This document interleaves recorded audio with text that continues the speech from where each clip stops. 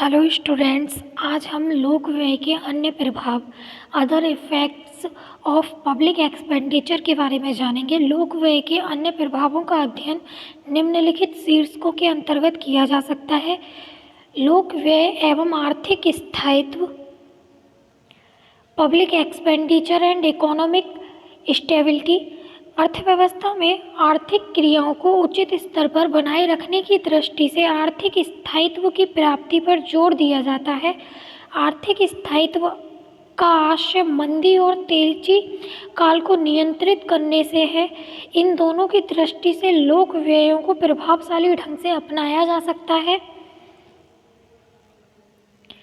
लोक व्यय एवं मंदीकाल, पब्लिक एक्सपेंडिचर एंड डिप्रेशन।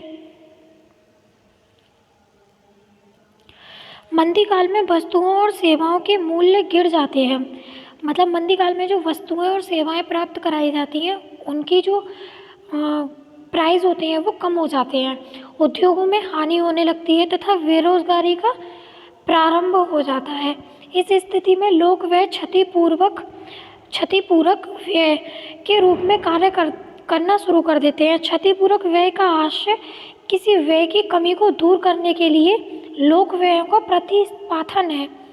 प्रतिस्थापन मंदीकाल की समस्या का समाधान करने के लिए लोक व्यय को निम्न वर्गों में विभाजित किया जा सकता है, जैसे जनता में मांग वृद्धि पर किया जाने वाला व्यय, निजी विनियोग को प्रोत्साहित करने वाला व्यय, सार्वजनिक निर्माण एवं उद्योगों में विनियोजित राशि।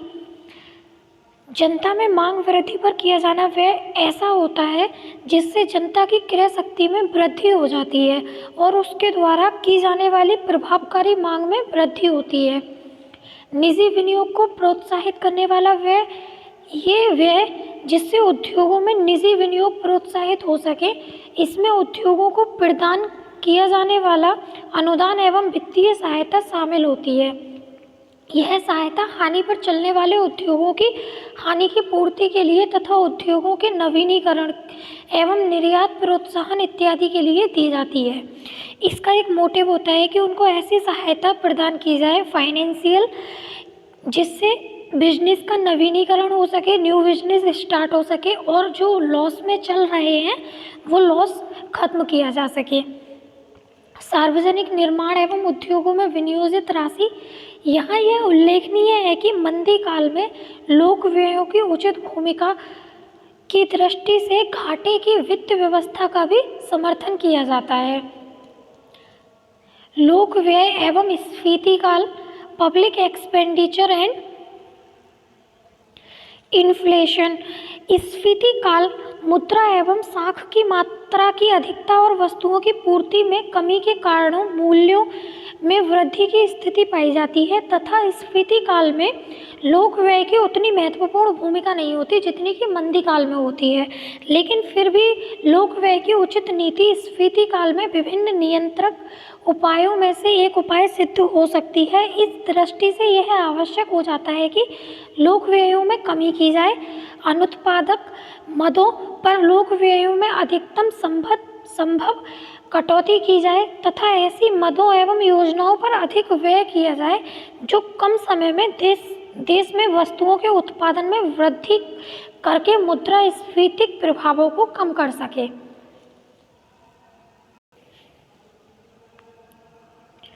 लोक व्यय और रोजगार, public expenditure and the level of employment. देश में रोजगार स्तर को उठाने में लोक व्यय एक महत्वपूर्ण भूमिका निभा सकते हैं। इस दृष्टि में लोक व्ययों में निम्न विशेषताएं होनी चाहिए, जैसे देश में उद्योगों एवं अन्य उत्पादक क्रियाओं को प्रोत्साहित किया जाए तथा बंद होने की संभावना वाले उद्योगों को वित्तीय सहायता दी जाए। मतलब इनका कहने का है कि देश में जो उद्योग है, जो बिजनेस चल रहे हैं, उनकी उत्पादक क्रियाएं बढ़ाई जाएं और जो बिजनेस बंद होने के कगार पर हैं उनको वित्तीय सहायता प्रदान की जाए। सरकार स्वयं कुछ उद्योगों का संचालन करे, सार्वजनिक निर्माण कार्य को प्रोत्साहित किया जाए, रोजगार उन्मुख कार्यक्रम का विशेष ध्यान दिया जाए।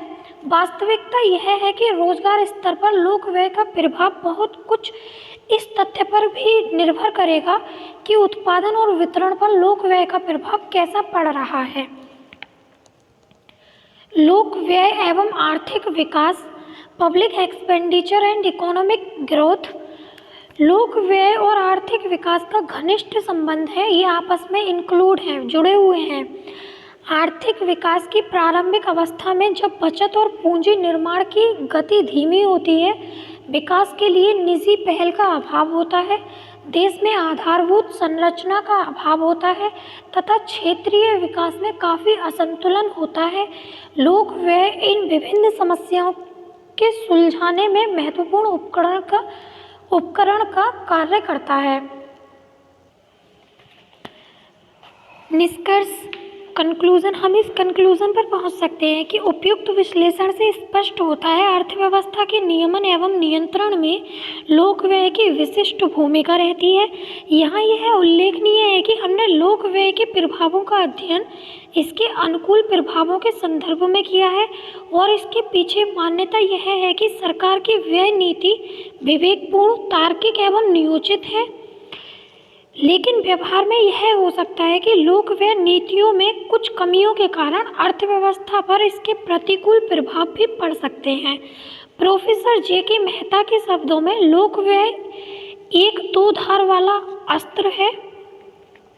यह समाज की बहुत भलाई कर सकता है, लेकिन यदि यह अबुद्धिमत्तापूर्ण ढंग से किया जाए तो बहुत हानि भी पहुंचा सकता है।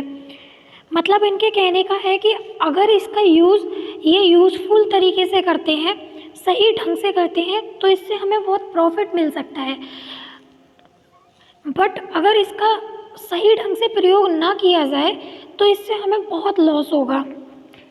इसके साथ ही यह भी ध्यान में रखना होगा कि राजस्व नीति के व्यय में अतिरिक्त कर एवं ऋण नीति भी शामिल है और अर्थव्यवस्था पर नीतियों का संयुक्त प्रभाव पड़ता है। लोक व्यय और आर्थिक विकास, public expenditure and economic development. वर्तमान समय में प्रत्येक राष्ट्र विकास कार्यों और योजनाओं में संलग्न है और यह निश्चित है कि विकास कार्यों में लोक व्ययों की अपनी विशिष्ट भूमिका है। आर्थिक विकास पर लोक व्यय के प्रभावों को निम्न शीर्षकों के अंतर्गत रखा जा सकता है, जैसे देश में उत्पादक क्रियाओं को प्रोत्साहन मिलना, आधारभूत आर्थिक ढांचा, भौतिक पूंजी का निर्माण होना, उत्पादक क्रियाओं को सहायता एवं स्वयं प्रारंभ करना, मानवीय पूंजी निर्माण करना, आर्थिक स्थायित्व तथा निजी क्षेत्र को सहायता प्रदान करना। देश में उत्पादक क्रियाओं को प्रोत्साहन। लोक व्यय सामान्यतः लोगों की कार्य, बचत और विनियोग करने की योग्यता तथा इच्छा में वृद्धि करता है। इससे देश में उत्पादन और उत्पादक क्रियाओं में वृद्धि होती है तथा रोजगार बढ़ता है। इन सभी से आर्थिक विकास को गति मिलती है। आधारभूत ढांचा, बेसिक इकोनॉमिक इंफ्रास्ट्रक्चर। सरकार लोक व्ययों के द्वारा सड़कों, रेलों, पुलों, संदेश वाहन के साधनों, शक्ति योजनाओं और बांध परियोजना इत्यादि के निर्माण पर व्यय करके देश में आर्थिक विकास के लिए एक आधारभूत आर्थिक ढांचा प्रदान करती है। इस प्रकार के ढांचे से देश में कृषि, उद्योग, व्यापार सभी के विकास में सहायता मिलती है। भौतिक पूंजी निर्माण। लोक व्यय सामान्यतः लोगों की कार्य, बचत और विनियोग करने की योग्यता तथा इच्छा को प्रोत्साहित करती है। इससे देश में उत्पादन, रोजगार और आय में वृद्धि होती है। इससे देश में भौतिक पूंजी निर्माण, फिजिकल कैपिटल फॉर्मेशन को प्रोत्साहन मिलता है, जो आर्थिक विकास के लिए गति प्रेरक का कार्य करता है। उत्पादक क्रियाओं को सहायता एवं स्वयं प्रारंभ करना।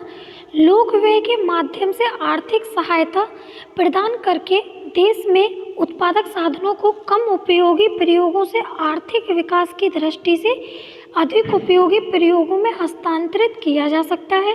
आर्थिक सहायता की व्यवस्था से सरकार देश के पिछड़े और अविकसित क्षेत्रों में विनियोग को प्रोत्साहित कर सकती है, निर्यात प्रोत्साहन और आयात प्रतिस्थापन की योजनाएं बना सकती है।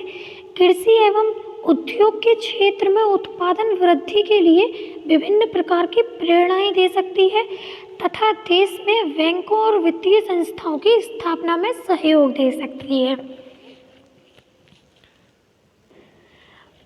यह उल्लेखनीय है कि अधिक पूंजी विनियोग लेकिन कम आय प्रदान करने वाले उद्योगों में निजी क्षेत्र की रुचि नहीं होती, जबकि ऐसे आधारभूत और पूंजीगत उद्योग देश के आर्थिक विकास के लिए अत्यंत आवश्यक होते हैं। सरकार स्वयं इन उद्योगों की स्थापना करके आर्थिक विकास का आधार तैयार कर सकती है। इन उद्योगों में लोहे एवं इस्पात, भारी रसायन, भारी इंजीनियरिंग इत्यादि का उल्लेख किया जा सकता है। अतः हम कह सकते हैं कि उत्पादक क्रियाओं को ऐसे सहायता प्रारंभ कराना चाहिए गवर्नमेंट को, जिससे हमें प्रॉफिट हो सके, हमारा विकास हो सके। मानवीय पूंजी का निर्माण, आर्थिक विकास से मानवीय पूंजी निर्माण की भी विशिष्ट भूमिका होती है। लोक व्ययों के द्वारा देश में शिक्षा, स्वास्थ्य, प्रशिक्षण, तकनीकी विकास इत्यादि को प्रोत्साहित करके मानवीय पूंजी निर्माण में महत्वपूर्ण योगदान दिया जा सकता है। आर्थिक स्थायित्व, आर्थिक विकास की सतत गति बनाए रखने के लिए यह भी आवश्यक होता है कि देश में तेजी और मंदी की तीव्र चक्रों को नियंत्रित करते हुए आर्थिक स्थायित्व बनाए रखा जाए। लोक व्ययों के द्वारा मंदी के समय सार्वजनिक निर्माण योजनाओं के संचालन, बेरोजगारी भत्ता तथा राहत कार्यों पर व्यय करके तथा तेजी के समय उत्पादन की प्रोत्साहन देने वाली योजनाओं पर व्यय करके आर्थिक स्थायित्व बनाए रखने में सहायता मिलती है। निजी क्षेत्र को सहायता, अर्धविकसित देशों के आर्थिक विकास की दृष्टि से देखा जाए तो प्रत्यक्ष सार्वजनिक व्यय से ही संपूर्ण आर्थिक विकास नहीं किया जा सकता। इसके लिए निजी क्षेत्र को भी साथ में लेकर चलना होता है तथा लोक व्यय द्वारा निजी क्षेत्र को भी प्रोत्साहित करना चाहिए। जैसे निजी क्षेत्रों को उनकी आवश्यकता अनुसार ऋण और आर्थिक सहायता प्रदान करनी चाहिए। निजी उद्योगों की वित्तीय कठिनाइयों को दूर करने के लिए कम ब्याज पर ऋण उपलब्ध कराने तथा व्यापारिक कार्यों के लिए वित्तीय संस्थाओं की स्थापना कराना और उन्हें सहायता प्रदान कराना चाहिए। उद्योगों की स्थापना के लिए उत्पादन या अनुदान प्रदान कराना चाहिए। निजी क्षेत्र को बाजार संबंधी सूचनाओं के एकत्रण, उत्पादन संबंधी अनुसंधान तथा निर्यात में प्रतियोगिता के सामना करने के लिए आर्थिक सहायता प्रदान करानी चाहिए तथा स्पष्ट है कि लोक व्यय आर्थिक विकास के लिए एक महत्वपूर्ण भूमिका निभाता है, लेकिन केवल लोक व्यय ही किसी देश के संपूर्ण आर्थिक विकास के लिए कार्य नहीं कर सकता। इसके लिए करारोपण, लोक ऋण, प्रशुल्क तथा मौद्रिक नीतियों में बुद्धिमत्तापूर्ण मिश्रण का सहारा भी आवश्यक होता है। आई होप आपको ये वीडियो पसंद आया हो। वीडियो पसंद आया हो तो वीडियो को लाइक एंड शेयर करें। चैनल को सब्सक्राइब करना बिल्कुल ना भूलें। मिलते हैं नेक्स्ट वीडियो में नेक्स्ट टॉपिक के साथ। तब तक के लिए टेक केयर।